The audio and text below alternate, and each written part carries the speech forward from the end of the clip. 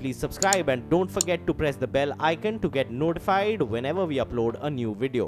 उत्तर प्रदेश के आगरा में कुछ लोग किन्नरों को पीटते हुए दिखाई दिए। लोगों का आरोप है कि बीच बाजार में कुछ किन्नर कपड़े उतारकर पैसे मांगने लगे, जिसके बाद आगरा के ताजगंज के लोगों ने उन्हें दौड़ा कर पीटा। इस दौरान वहां मौजूद एक लड़के ने अपने मोबाइल में वीडियो रिकॉर्ड कर लिया, जिसमें 3 किन्नर लोगों से पैसे मांगते दिखे, जबकि एक किन्नर अपने कपड़े उतारकर तमाशा करता दिखा। इसके बाद लोगों ने विरोध करना शुरू कर दिया। आरोप है कि किन्नरों की टोली आए दिन बाजार में घुसकर लोगों को परेशान करती है। पुडुचेरी की राज्यपाल उपराज्यपाल किरण बेदी ने अपना फैसला वापस लिया। विवाद बढ़ने के बाद पुडुचेरी की उपराज्यपाल किरण बेदी ने खुले में शौच जाने वाले गांवों को मुफ्त में चावल नहीं देने के अपने फैसले को वापस लिया। पंजाब के लुधियाना में विदेश भेजने के नाम पर धोखाधड़ी करने के आरोप में एक महिला एजेंट को गिरफ्तार किया गया, जिसके पास से 7 लाख रुपए और 9 पासपोर्ट बरामद किए गए।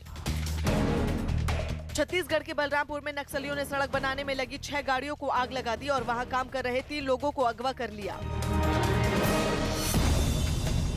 उत्तराखंड के हल्द्वानी में एक पेट्रोल पंप पर काम करने वाले कर्मचारी की बुरी तरह पिटाई करने के मामले में आरोपी को पुलिस ने गिरफ्तार कर लिया। यूपी के किराना लोकसभा उपचुनाव में प्रचार के दौरान कैबिनेट मंत्री सुरेश राणा ने दावा किया कि योगी सरकार में कानून का राज है और इसी वजह से किराने से पलायन खत्म हो गया। यूपी के अलीगढ़ में बियर की बोतलों से भरे ट्रक के पलटने के बाद वहां मौजूद लोगों में उन्हें लूटने की होड़ लग गई। यूपी के गोरखपुर में बीआरडी मेडिकल कॉलेज में ऑक्सीजन की कमी से मारे गए बच्चों के मामले में 8 महीने से जेल में बंद डॉक्टर कफील खान को हाईकोर्ट से जमानत मिलने के बाद जेल से रिहा कर दिया गया। राजस्थान के बीकानेर में जिला अस्पताल में कबाड़ में खड़ी 2 एम्बुलेंस में अचानक आग लग गई। राजस्थान के राजसमंद जिले में मौजूद कुंभलगढ़ किले में अचानक लगी आग पर घंटों मशक्कत के बाद काबू पाया गया। क्रिकेटर मोहम्मद शमी की पत्नी ने सोशल मीडिया पर कुछ दस्तावेज पोस्ट कर शमी पर बीसीसीआई से अपनी उम्र छुपाने और गलत जानकारी देने का आरोप लगाया। दिल्ली डेयरडेविल्स के कप्तान श्रेयस अय्यर ने दावा किया कि गौतम गंभीर के कप्तानी छोड़ने के साहसिक फैसले और कोलकाता नाइट राइडर्स के खिलाफ आईपीएल मैच के बाहर बैठने से उनके प्रति सम्मान कई गुना बढ़ गया है। भारत के बैडमिंटन खिलाड़ी साइना नेहवाल और एचएस प्रणय चीन में जारी एशिया चैंपियनशिप के सेमीफाइनल में हारकर बाहर हो गए। पाकिस्तान में 2017-18 के आर्थिक सर्वेक्षण में एक चौंकाने वाली बात सामने आई है। पाकिस्तान में गधों की संख्या में काफी बढ़ोतरी हुई है। पाकिस्तान की आर्थिक सर्वेक्षण की रिपोर्ट के मुताबिक पाकिस्तान में जानवरों की संख्या में इजाफा हुआ है। रिपोर्ट के मुताबिक पाकिस्तान में पिछले 1 साल में लगभग 1 लाख गधे बढ़ गए हैं और इस तरह वहां गधों की संख्या 52 लाख से बढ़कर 53 लाख हो गई है। वहीं बकरियों की संख्या लगभग 2 लाख बढ़ी है और भेड़ों की संख्या में 40,000 का इजाफा हुआ है। पाकिस्तान में लगभग 80 लाख परिवार पशुपालन से अपनी जीविका चलाते हैं, जो उनकी आय का 35% हिस्सा है। दिल्ली की जेएनयू यानी जवाहरलाल नेहरू यूनिवर्सिटी की कैंपस में छात्र संघ की अगुवाई में कुछ छात्र प्रदर्शन करते दिखाई दिए। ये लोग शुक्रवार को जेएनयू में धर्मांतरण पर बनी film in the name of love की स्क्रीनिंग के दौरान हुई मारपीट के खिलाफ सड़कों पर उतरे और इसमें शामिल आरोपियों पर कार्रवाई की मांग की। मार्च के दौरान छात्रों ने एबीवीपी, आरएसएस और केंद्र सरकार के खिलाफ जमकर नारेबाजी की। छात्रों ने आरोप लगाया कि लव जिहाद के नाम पर आरएसएस के जरिए महिलाओं का अपमान किया जा रहा है। जो महिलाओं को मारा पीटा गया और मोहित पांडे पर इस तरीके से जानलेवा हमला किया गया, उसके खिलाफ ये मार्च है। जेएनयू छात्र की नेता ने यह भी दावा किया कि शुक्रवार को एबीवीपी से जुड़े छात्रों ने फिल्म की स्क्रीनिंग का विरोध करने गए कुछ छात्रों पर हमला किया, जबकि एबीवीपी ने वामपंथी छात्र संगठनों पर मारपीट का आरोप लगाया। जेएनयू छात्र संघ के खिलाफ एबीवीपी ने भी कैंपस में मार्च निकाला और in the name of love नाम की शॉर्ट फिल्म की स्क्रीनिंग के दौरान हुई मारपीट का ठीकरा वामपंथी छात्र संगठनों पर फोड़ा। इस दौरान एबीवीपी ने जेएनयू में जुलूस निकाला और लेफ्ट विंग के खिलाफ नारेबाजी की।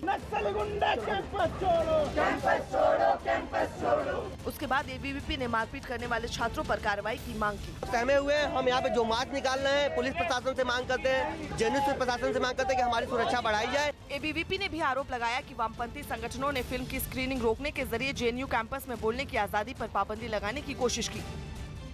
उत्तर प्रदेश के गोरखपुर में बीआरडी मेडिकल कॉलेज में दर्जनों बच्चों की मौत के मामले में गिरफ्तार डॉक्टर कफील अपने हाथ पर लगी जेल की मोहर दिखाते नजर आए।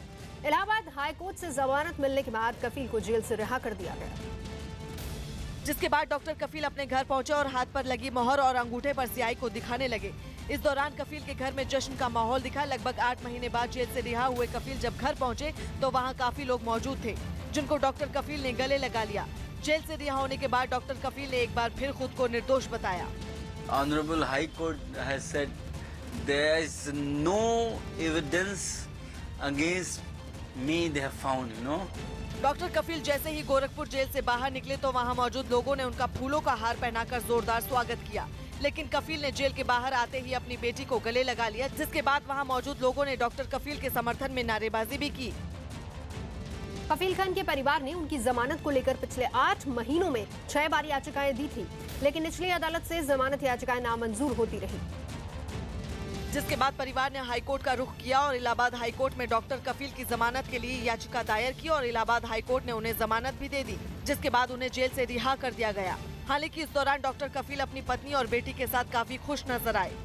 एक्सप्लेन नहीं कर सकते हैं, लेकिन हम लोग बहुत ज़्यादा खुश हैं कि हम लोग की लाइफ दोबारा वापस आ गई। लाइफ हम लोग की खत्म हो चुकी थी। डॉक्टर कफील खान 10 अगस्त 2017 को बीआरडी मेडिकल कॉलेज में ऑक्सीजन की कमी की वजह से दर्जनों बच्चों की मौत के मामले में गिरफ्तार किए गए थे। हालांकि डॉक्टर कफील ने अपने ऊपर लगे सभी आरोपों को गलत बताया और इसे एक साजिश करार दिया था। आशा भोसले ने चीन में अपने गाने की धुन बजा जाने पर खुशी जाहिर की। प्रधानमंत्री मोदी के चीन दौरे के दौरान उनके सामने हिंदी फिल्म के गाने की धुन बजाने पर आशा भोसले ने हैरत के साथ ही खुशी जाहिर की। मेरा गाना उन लोगों ने पसंद करना, ये बहुत बड़ी चीज़ है मेरे लिए और हिंदुस्तान के लिए भी। यूपी के पीलीभीत में केंद्रीय मंत्री मेनका गांधी एक दलित परिवार के घर रात में रुकी और उनकी परेशानियां सुनी। यूपी के संभल में अवैध संबंध के शक में एक पति पर अपनी पत्नी की हत्या का आरोप लगा। जम्मू कश्मीर की पीडीपी और बीजेपी गठबंधन सरकार 30 अप्रैल को कैबिनेट का विस्तार करेगी, जिसमें कुछ नए मंत्रियों को जगह दी जाएगी।